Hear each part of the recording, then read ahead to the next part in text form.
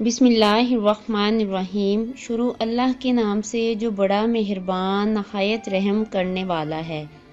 وَمَا أَرْسَلْنَاكَ إِلَّا رَحْمَةً لِّلْعَالَمِينَ، اور ہم نے آپ کو تمام جہانوں کے لیے رحمت بنا کر بھیجا۔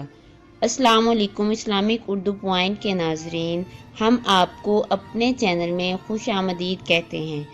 اگر آپ اسی طرح ہمارے روحانی علاج اور وظائف سے فائدہ اٹھانا چاہتے ہیں تو ہمارے چینل کو سبسکرائب کریں اور ساتھ ہی لگے گھنٹی کے بٹن کو پریس کر دیں۔ جزاک اللہ الخیر۔ امید کرتی ہوں کہ آپ سب لوگ خیریت سے ہوں گے۔ سب سے پہلے تو آپ سب لوگوں کی شکر گزار ہوں کہ آپ نے میرے چینل کو سبسکرائب کیا اور روزانہ کی بنیاد پر ہمارے وظائف سے فائدہ اٹھاتے ہیں۔ آج کا جو وظیفہ ہے اس کے بارے میں آپ کو بتاتی چلوں کہ کسی کے دل میں محبت ڈالنا چاہتے ہیں نکاح کرنے کی نیت سے، یعنی آپ کو اگر کوئی پسند ہے، لڑکی کو اگر کسی لڑکے سے شادی کرنی ہے یا لڑکے کو کوئی لڑکی پسند آ جاتی ہے تو نکاح کی نیت سے اسے کرنا ہے آپ نے۔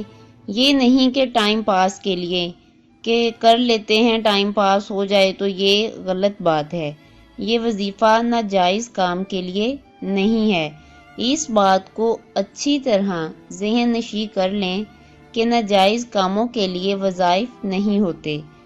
آج کل کا جو ماحول ہے، کالج کا، یونیورسٹی کا، ان جگہوں پر یہ چیزیں عام ہوتی ہیں تو اسٹوڈنٹس اس کا غلط استعمال کرنے لگ جاتے ہیں۔ پہلی تو بات اس کا فائدہ نہیں ہوگا اور دوسرا اور گناہ ہوگا، تو ان چیزوں میں پڑنا ہی نہیں ہے۔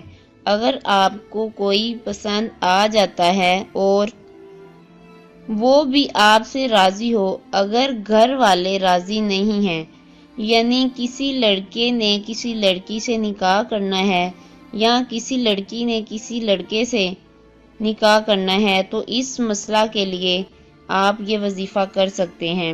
ایسی سچویشن کے اندر لڑکا کی طرف سے یا لڑکی کی طرف سے کوئی بھی اگر مسئلہ ہو، اس رکاوٹ کو دور کرنے کے لیے کہ اس کے دل میں آپ کی محبت پیدا ہو جائے اور آپ کے لیے نکاح کا پیغام بھی بھیج دے، تو اس کے لیے بڑا مجرب وظیفہ ہے۔ تو چلیے وظیفہ آپ کے ساتھ میں شیئر کرتی ہوں۔ کرنا آپ نے یہ ہے، یا بدیع العجائب بالخیر، یا بدیع العجائب بالخیر، یا بدیع۔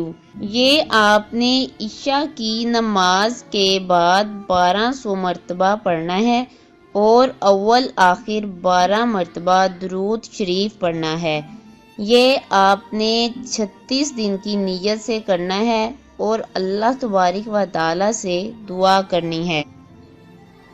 انشاءاللہ جو بھی رکاوٹ ہوگی، یہ نکاح کے حوالے سے یہ وظیفہ کریں تو نکاح کا پیغام بھی آ جائے گا اور جس بھی قسم کی رکاوٹ ہوگی وہ بھی دور ہو جائے گی۔